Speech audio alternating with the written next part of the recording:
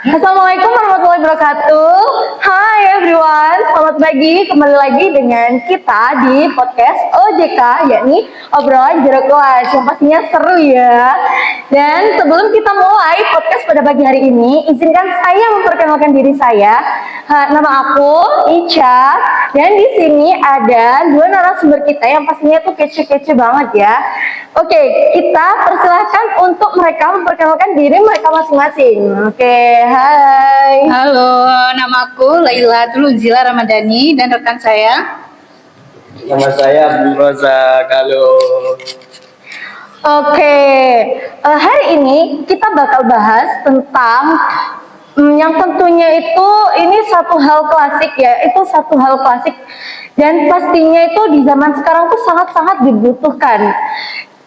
Kita langsung pada intinya aja, kita akan bahas tentang budi pekerti. Oke, langsung kita masuk ke obrolan. Menurut kalian, aku mau tanya nih ya, menurut kalian sebenarnya budi pekerti itu seperti apa sih? Kalau menurut aku nih ya, budi pekertiku itu kan gabungan dari dua kata, budi dan pekerti. Kalau budi sendiri itu urusan bagian dalam, kayak pikiran, terus perasaan, dan niat. Intinya kayak software di dalam kepala dan hati kita. Sedangkan untuk pekerti sendiri itu bagian luar, kayak perilaku, sikap, dan tindakan yang kelihatan oleh orang lain. Jadi gabungan dari budi pekerti sendiri itu keselarasan antara apa yang dipikirkan oleh otak, terus apa yang dirasakan oleh hati, dan bagaimana cara kita bertindak di dunia nyata, kayak gitu sih. Oke, menurut Mas Rozak gimana? Coba kita bayangin sebuah pohon, akar dan batang. Akar dan batangnya itu adalah budi atau karakter atau niat kamu atau niatnya gitu. Dan buahnya itu adalah pekerti atau perbuatan kamu yang diperbuat. Pohon yang bagus enggak cuma punya batang yang kuat, tapi juga harus menghasilkan buah yang manis. Sama kayak manusia, kita punya niat baik, tapi kalau sikap kita ke orang lain kasar, ya budi pekertinya belum mateng. Oke, wah menarik sekali ya. Berarti di sini tuh bukan cuma soal terlihat baik ya, tapi bagaimana kita itu jadi baik gitu ya. Oke. Nah, lanjut ke pertanyaan kedua. Tapi kalau kita lihat nih ya di realita zaman sekarang ya, zaman yang serba cepat ini, banyak yang bilang kalau budi pekerti itu di zaman sekarang mulai luntur. Itu menurut kalian benar nggak sih? Apa itu cuma sekedar hoax aja? Kalau dibilang gini loh, kalau dibilang luntur sih enggak ya. Tapi standarnya yang udah geser. Kalau dulu budi pekerti itu kan kelihatan banget di dunia nyata. Kayak cara kita lewat di depan orang tua, terus cara kita ngobrol sama guru, gitu kan sekarang beda. Semua sudah pindah ke HP gitu kan. Oke. Menurut Mas Rozak sendiri gimana ya? Bener banget kata Mbak Laila. Dari sinilah masalah muncul adalah istilah namanya disinhibition effect.